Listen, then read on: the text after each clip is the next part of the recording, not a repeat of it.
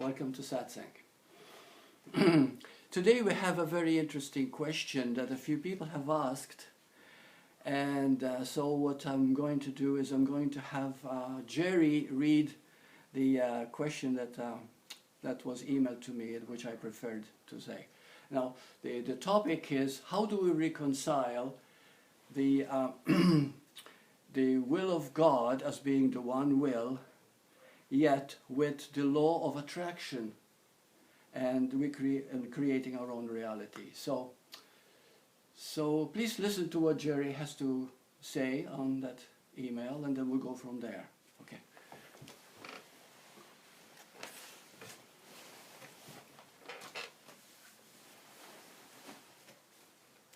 Hi, Burt. Really beautiful. Do you have any video thoughts on the law of attraction and thy will be done, meaning there might not be any personal will? Or could you say how they are compatible? I feel mostly as if there is no personal will, just the will of the One. I have very little energy left for personal manifestation, as it does not feel resonant any longer. And yet, some part of me doesn't quite get how the law of attraction is compatible with thy will be done, meaning there is no personal will, only God's will. I wonder if Ramana had any teachings on this aspect. Does this make any sense to you at all? It's hard for me to put into words, and yet I know there is effect when one focuses on manifestation and what one wants.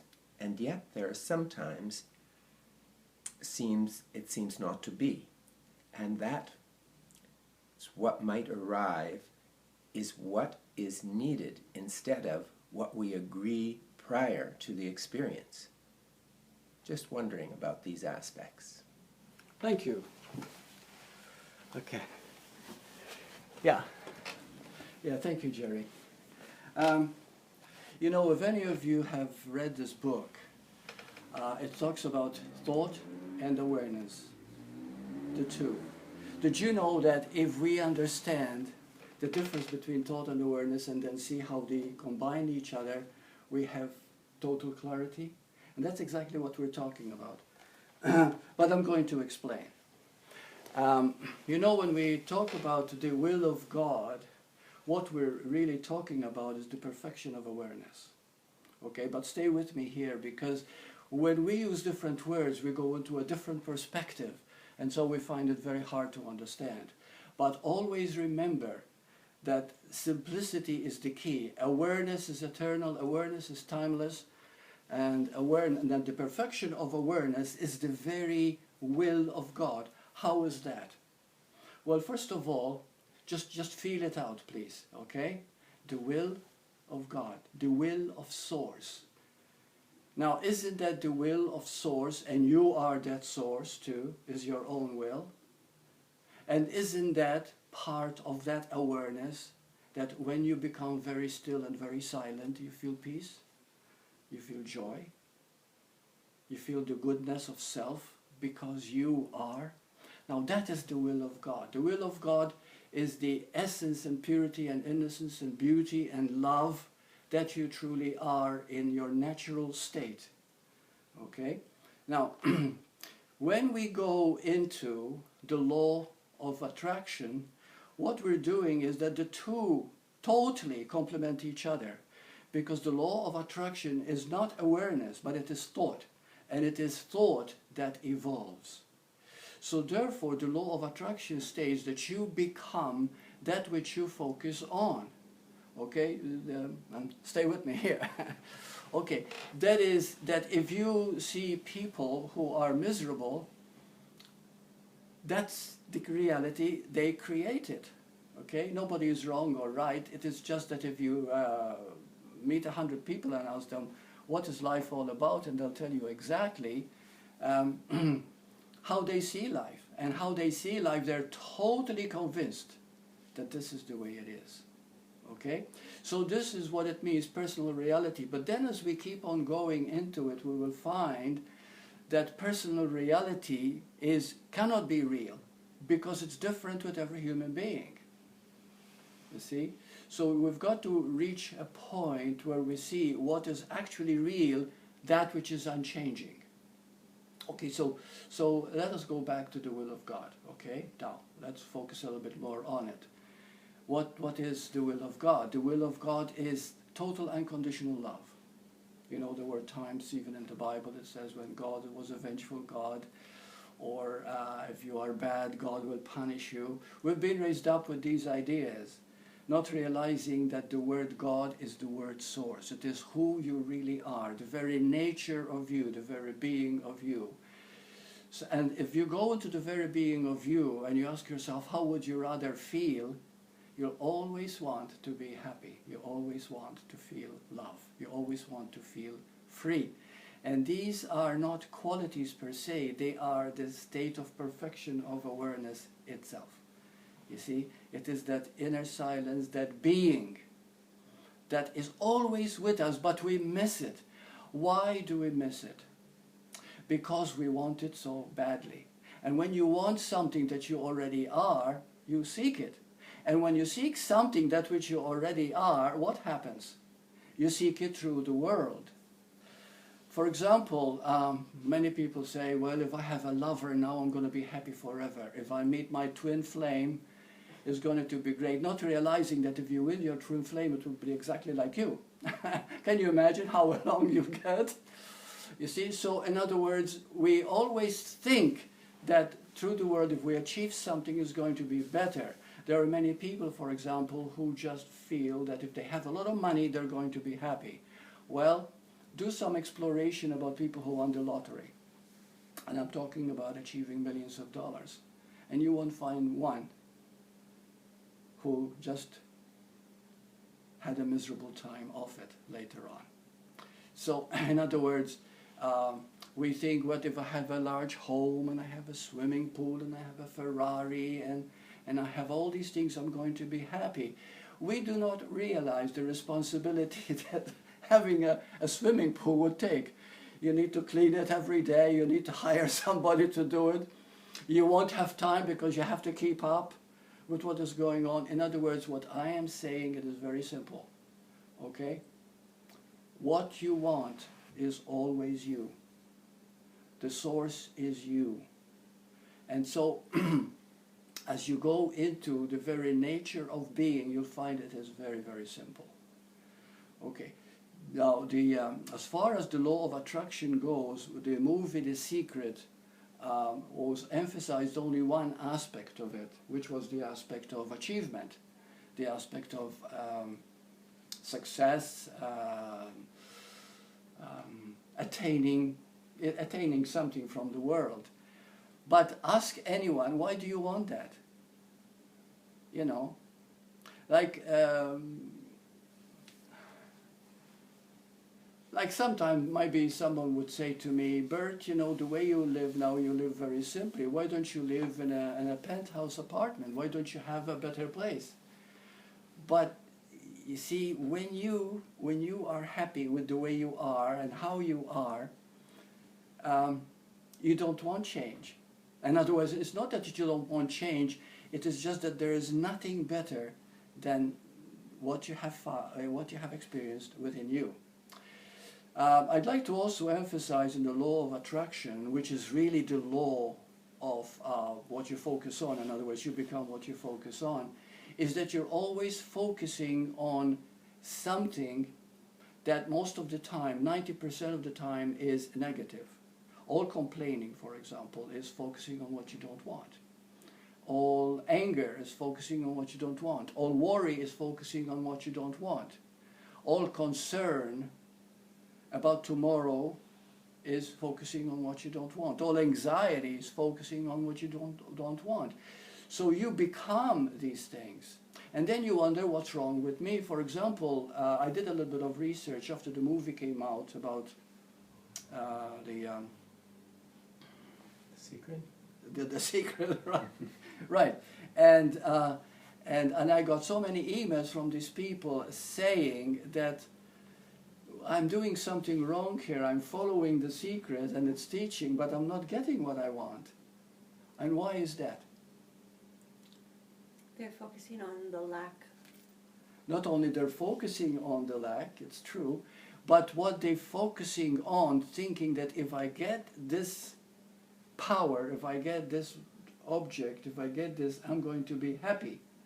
Not realizing that the object and happiness have nothing to do with each other.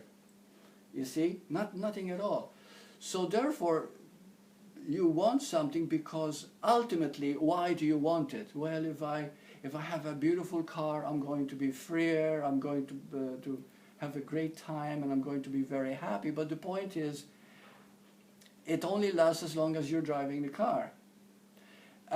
Or, for example, if I buy a beautiful home, or if I find the right person.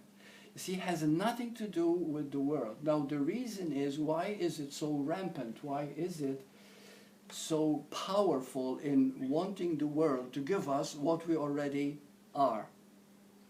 Okay, and we have to go back to as far as the dimensions go. You see, the majority of people live in the third dimension. And you know what the third dimension is. It's a dimension made up of linear time, dimension made of right and wrong, good and bad. It's made up of religious beliefs that we've had in the past that we think are very solid and that cannot be changed.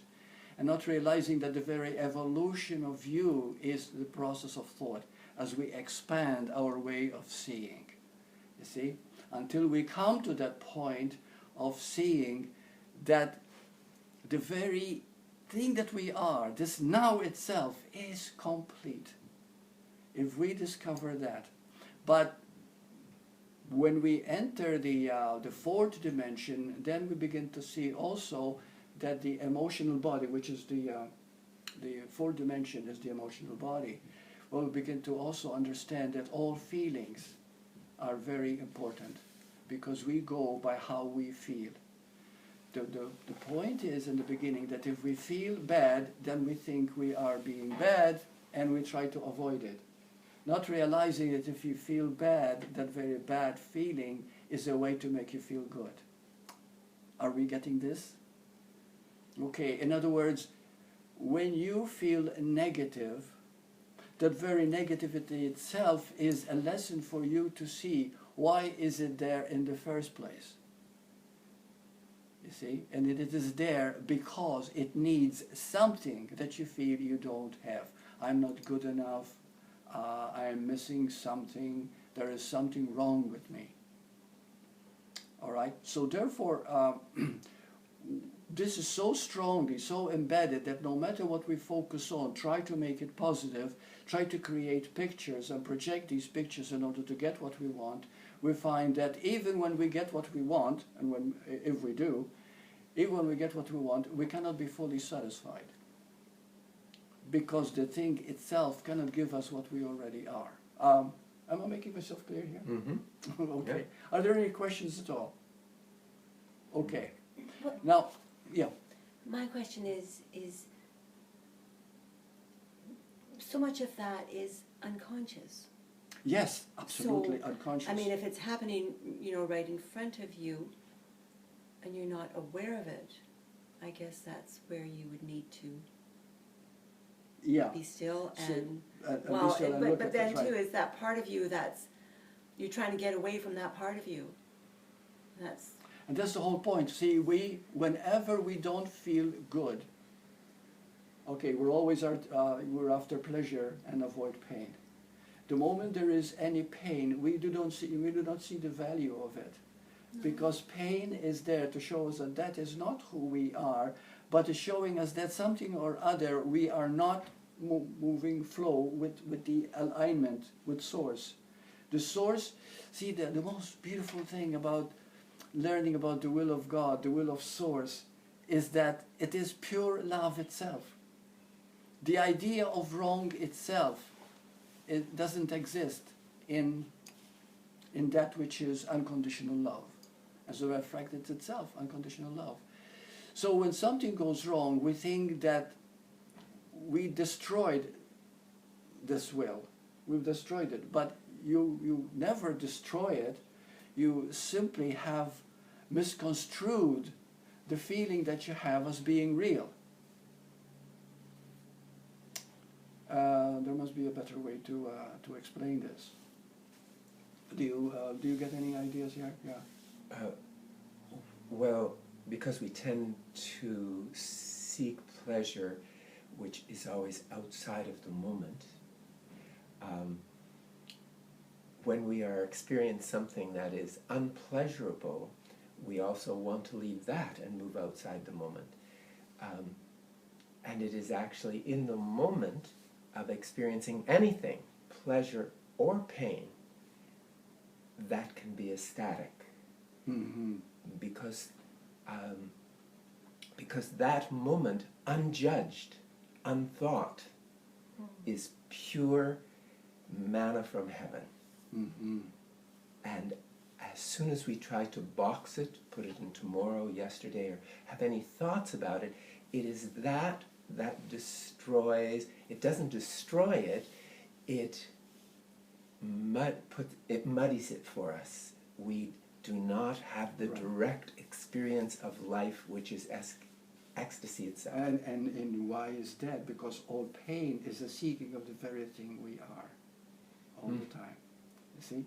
We know that one of the most painful things in life is seeking love.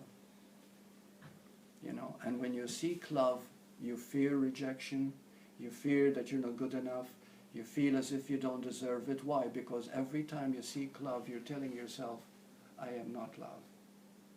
And that is so unconscious. And so the moment you keep harboring that, no matter how much you want that which you already are, you cannot have it. You do not see that the very fear itself is itself the frustration of love. So like you said, when you look at that which is so-called negative, it itself is a jewel the moment you stop and you look at it. Because even personal hurt, why do we get personally hurt? How can anybody actually hurt you? It isn't you they're hurting. They are hurting your image of yourself, which you hold so close that you think it's your face. Yeah, very good. Yeah, yeah. And this is why when we're hurt, we try to see, are they right? Is this true? Is this the way I am? You see? And then you see the I am not as I am. You see it as your name, your role, your face, the image that you have of you, the self-image. Even in psychology, for example, you say we carry a self-image. But it is just an image. It has nothing to do with who you are. You see? And so because of that, we try to protect it. Oh, I couldn't be what people think I am. The very fact that you're entertaining means that you are entertaining it, means already that somehow or other you think you are this image and you try to protect it all the time. And when you realize that the image is nothing but an image, that's when the ego dies. And when the ego dies, you breathe fresh air, you feel free. And that's when we follow the will of God. Following the will of God is when you, who you think you are, is no longer. Because you just are. You just are. You're here. Do you think that drive for self-image, for the face you want, comes from a deep-seated insecurity in that reality because of the sense of separation from the one? Is that where that arises? That's beautiful. That is so beautiful, because what we ever want, again, we go back to the same thing, what we want more than anything, without realizing it, is the will of God, which is the will of Source, which is the will of being. Now, when we think of God, we always try to make it into an entity, anthropomorphic. You see, someone up there in the clouds, not realizing that it is the ocean itself. The little wave thinks that the moment it stops being a wave, it's going to drown into the ocean and be no more, when in reality the very wave is the ocean. Okay? And so it is with us. We want more than anything the will of God, which is nothing more than the perfection of our awareness, which is 100% attention. It is now. Your 100% attention, that is the highest love. When your attention is divided, you start to lose it. You see, you're reading a book, and then you wonder why you get nothing out of it. Because your mind is wandering, maybe somebody called, maybe there was a sound, and you cannot focus completely. But when you focus 100%, that's love. Just like I often say, you know, a mother just gave birth. And she went through horrendous suffering and pain giving birth. But when she holds that child in her arms and she looks at the miracle of love, she might not call it a miracle, but the point is the moment she looks at the child, oh, she forgets all the pain, she forgets everything. Because she's 100% attention on that child. You see, that's called unconditional love. And when you have that unconditional love, you are God. This is the will of God. This is it, the primary drive of all humans. But because we don't know it, we create a semblance of it. We create a material form out of it and say, if I have this, I'm going to be this way. I'm going to be happy. If I have this, I'm going to be better. And but we have to see that we have it all the time to claim it.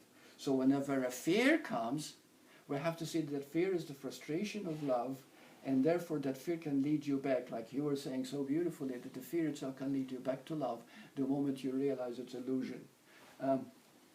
Could you put it to sleep? Please, yeah. Burt, could you tell me... The computer was on, so that, yeah. Tell me more about the state of grace, what you're speaking of. Hey, that's the state of grace. Yes.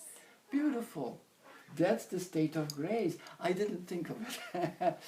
Yeah, the state of grace is when you're actually aligned with the will of God. Thank you. Yeah, you're aligned with it, and so this is grace. And you're moving with the state. When you are moving with the state of grace, which means you're aligned with the one, which means you're here.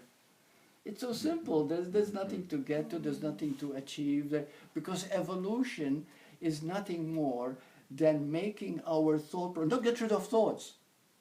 But to see that a thought is a thought, and as we expand it more and more and more, make it greater and greater and greater, we begin to understand more and more. Like, for example, you know, they say, well, God is like this and God is like that, the Bible. And then we have a picture in our mind, and we carry that picture throughout our life because of our religion. But we never ask, well, what is God? You know, like I was listening to the iPad this afternoon, and there was a man. He was so adamant that God doesn't exist. He's an atheist, and he's trying to prove that God doesn't exist. But as he was talking, he was proving the existence of God. But the one who's arguing with, okay, they were both understanding, because they have ideas, preconceptions about what God is. You see, God is source, God is being, God is life. I am life. You see, before I used to think I am Burt. Well, Burt is a name given to this form, you see. But when you realize that you are more than a form, you are, you know, and you feel that freedom in the moment, then you have this love that's coming from you all the time. But this love is not something you've achieved. It is a natural process of forgetting yourself. And now people ask me, well, Burt, you talk about loving yourself. Is that correct? Yes. What does it mean to love yourself? It's to forget yourself so completely that you become the object of your attention. And let's go back to the mother with the child. You see? She loves the child so much that at the moment even her own pain doesn't matter. Now she loves herself. Why does she love herself at the moment? Let's feel it. Why is there love of self when you forget yourself? She is love. She is love. Just like you're dancing, and you love dancing so much. You don't care whether people think you're have two left feet, it doesn't matter. You just don't care what they think about you. You love the dance and you are one with the dance. And at that moment you are loved. You have forgotten yourself. Now you love yourself. So you see, love is not something. Love is being the very essence of life, which is allness. And you begin to see this love everywhere. You go to a restaurant, the waiter is love. You walk down the street and you see a guy begging for pennies, he's the same love. You see no difference, there's no difference at all in anything. You know, I had an incredible meditation a few days ago. It was so beautiful. I don't think I can ever put it in words, but just to make it very brief, I entered a different state of dimension. It was a grand dimension that I was in. And anyway, I saw how it was a dimension where there is no fear, there is no self-consciousness, there is no limitation, there is just love, it's just warmth. So it also came to me that there are three things we need to learn about life, three things that will teach us all the truths we need to learn. And these three are complete, you see. The first is that you are the source itself. You are God itself because you are life itself. There is no separation at all. So when we talk about the will of God, we're talking about your will. It is what you want more than anything. It is who you are. You see? And when that happens, I'd like you to picture the following. Okay? You are floating in the ceiling. And you see a man sitting at a table. And as he sits at this table, he's got big hands on the table. And then with one hand, with the right hand, he grabs a knife and plunges it into his left arm, into the left hand. Okay? Now, what have we seen here? We have seen the following. That if you don't know you are God, if you don't know you are Source, then you feel that you're separate from other people. The moment you feel you're separate from other people, you don't care if you hurt them as long as you get your own way. You don't care. Not realizing that you're stabbing your own hand. Do you understand? So we are one. So anything that you do to another, you are doing to yourself automatically. But when you love another, you are loving yourself. Because there is no difference. So this is the beauty, this is the will of God, this is the perfection of awareness. You see? Now, the question is, we've discussed the first one, how beautiful it is to see this oneness, is the law of attraction. The law of attraction is evolution. You see, the will of God, you already are perfect, you're already God, you are already the Source, you are already it. The law of attraction states, you are not yet ready because you're living in a third dimension, maybe in a dimension that you don't know yet who you are. So therefore you need to know the power of your own mind. And the power of your mind is that what you focus on, you become. Whatever you focus on, you become. And if your life is miserable, that's what you're focusing on. If you're dying from a rare disease, there's no one to blame, not even you. It is just that somehow or other we created it through limitation. We created that semblance of life. So therefore, you might say, well, how does this have to do with the will of God? Everything has to do with it. Because it is through this pain. It is true that you are responsible for what is happening to you through your focus, through your thought, through your principle. You see what I mean? What you're focusing on, you become. So therefore, when you take responsibility for that, that you are a creator, and you are a co-creator actually, you see, you are creating your own life. You are the product. You are the self creation of you. You have created yourself this way. When you begin to see, you stand back and says, my goodness, everything that is happening to me, everything, I created. Because I focused it on, I created my own life. Well, the moment you see this power, that will start driving you back to the will of God automatically. But we need this process of pain to go through the law of creation, you see, which is the you become that which you focus on. By knowing that we become whatever we focus on, we suffer. Even if you achieve what you wanted, a Ferrari, $1 million, you still suffer, because it doesn't give you what you want more than anything, which is freedom, love, joy, fullness.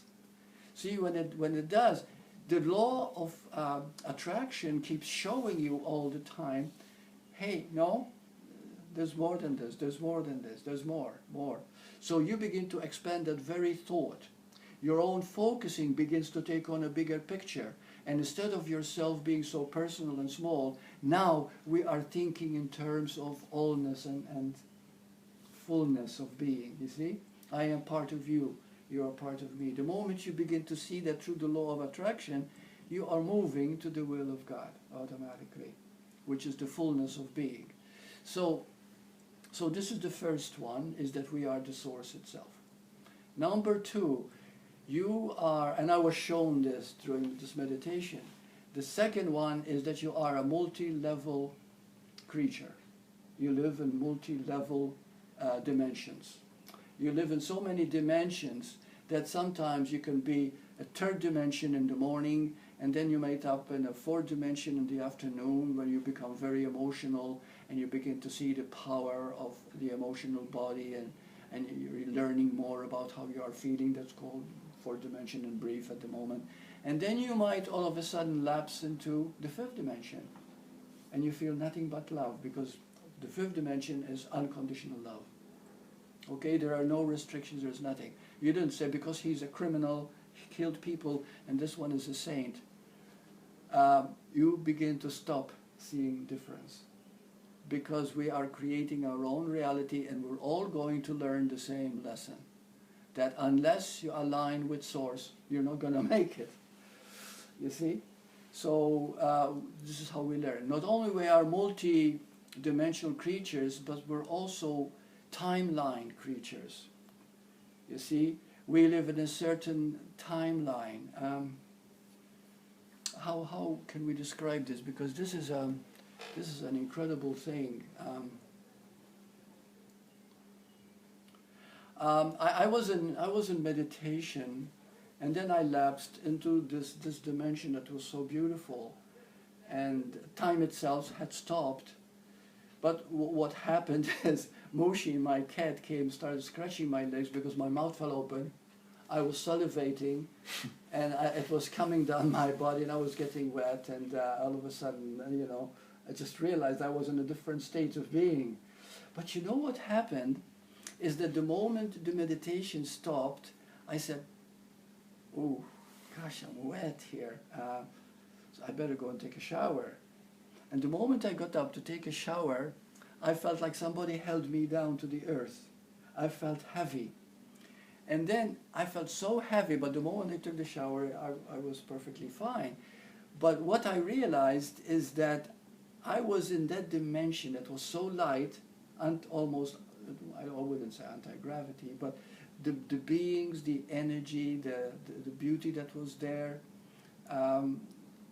it was something you cannot put in words. It's so high. But it must have been another planet or another dimension that I was in, because when I came suddenly down here, the gravity pulled me down. Everything is pulling you down.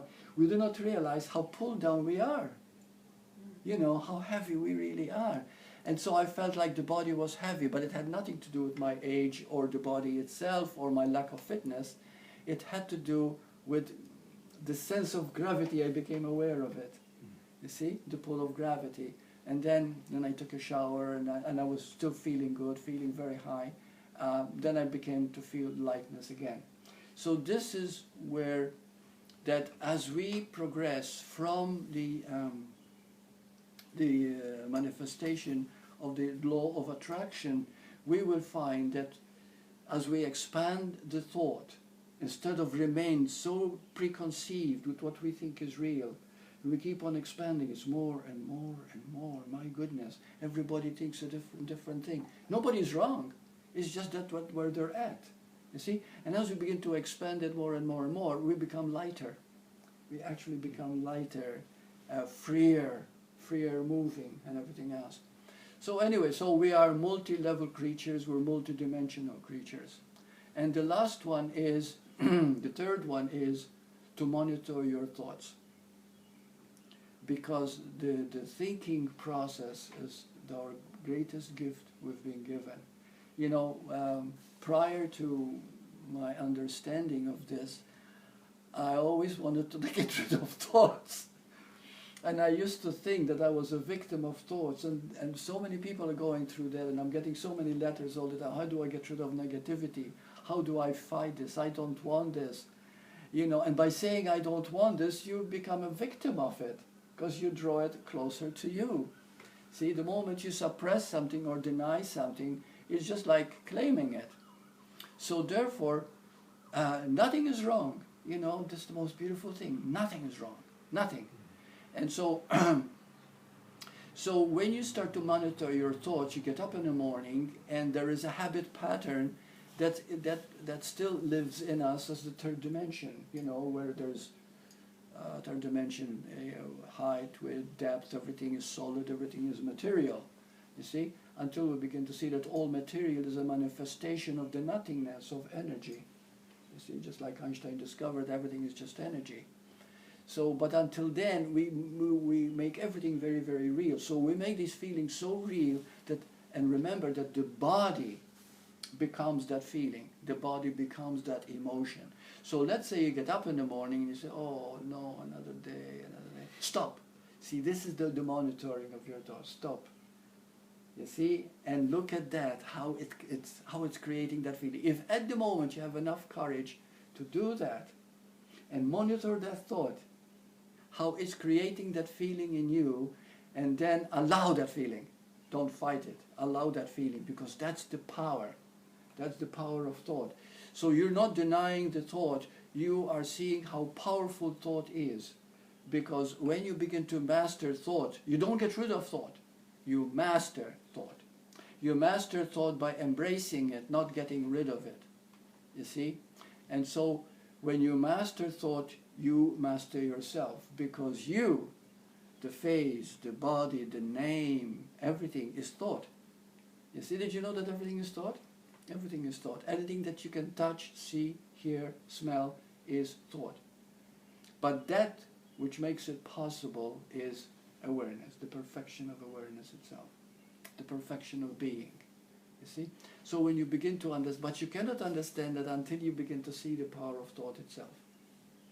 You see? And that means making friends with thought. Okay? So I feel that this is all I want to say. Are there any questions at all? You just said making friends with thought. Yes. So how might you make friends with, say, negativity, judgment? You just stop and... Yeah. observe. The moment you make a judgment, you're judging you. Remember one thing, which is so important. One time I was walking down the street, which I do all the time, because I usually walk down the street. Okay. So as I was walking down the street, I found myself judging a person. You know, he was being in a way like I felt he was obnoxious. Okay. And the moment I started judging this person, I immediately became aware that my energy was about 35% less than it was a moment ago. Mm. So this means that the moment I judge another, I am judging myself. Mm. The moment I hate someone and I think, oh, how could he do that? At that moment, you have lost at least 30-40% of your joy. Okay? So this is to answer you. But if at the moment you embrace that judgment, because everything is love, everything is unconditional love, okay, there's nothing that is not unconditional love. You say to that judgment, thank you for making me aware of the power of that judgment. Thank you for making me aware of this. And by saying thank you, the very gratitude itself, the unconditional love of accepting everything, brings a shift. So this is it. So when you think negative, what happens is that most people say, I don't want to think negative. I got news for you. The more you don't want to think negative, the more negative you become. You see? So it's okay. Be aware of that negativity, because that negativity is a seeking of love. How is negativity a seeking of love? How I wish I was as good as her. How I wish I was as good looking as him. How I wish I had more money like her. You see what I mean? How I wish I was healthier, younger. See, these are the little fears that come, the limitations that come. Why is it important to be handsomer, to be healthier, to be... Because we want to be happy, we think. We're going to be better. There's no such thing as being better. There is only being. You see, we think it's going to... So we fight negativity, and when we fight negativity, we become more negative because we're fighting an illusion, giving it reality. Fear spells F-E-A-R. False. False evidence appearing real. You see? So does that answer your question yes, then? very Yeah. Well, thank you for asking it, because I'm sure that many people would say the same thing. So accept everything, embrace everything. You are beautiful. Okay. And with that, when you see your own thoughts and accept that those thoughts happened, and then it also frees you up to see everybody in their own thought bubble and have total compassion for them, as opposed to judging that. So it Beautiful. breaks the wall that separates humanity. Yes. And so in that way, it's an incredible gift, because you see them as love as well, caught in that same bubble that you just got caught in. Yeah, That's right. That's You right. know? Because that's how we expand thought. We see others as ourselves. And that's how you keep on expanding. You see, you never judge another. You simply learn through observation, through awareness, the perfection of awareness, which becomes the will of God. Now, do we see how the perfection of awareness is the will of God? You see the difference between thought and awareness. But the difference is that they need each other. Because awareness is. Thought is consciousness. You see? So therefore thought is the consciousness is the mind. The mind is creating all the time. But unless you bring awareness into it, you become a slave to that thought. It is only when you bring God into it. God is awareness. God is. Okay? Is. It is not this or that. It is absolutely unlimited. You cannot mention God with any sense of limitation, because the moment you attribute anything to God, you have missed God. God is source, God is. You see, it's complete.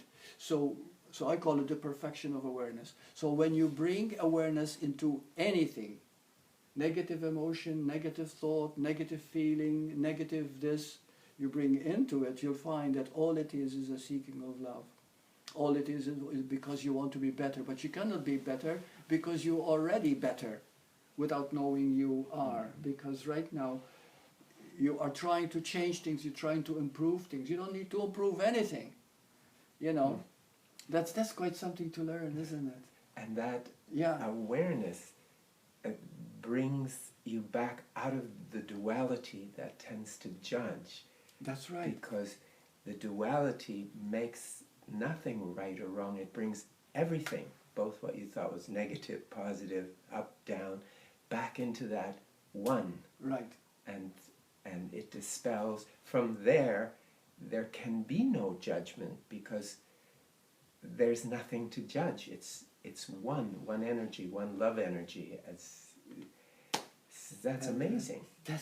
But this is, isn't that beautiful? So this is how the law of attraction, which we are learning about, that we become what we focus on, we turn to embrace it and see this power is bringing us closer and closer to the perfection of awareness. You see? and the two complement each other. Do we see that? Okay. Thank you. Namaste. Mm.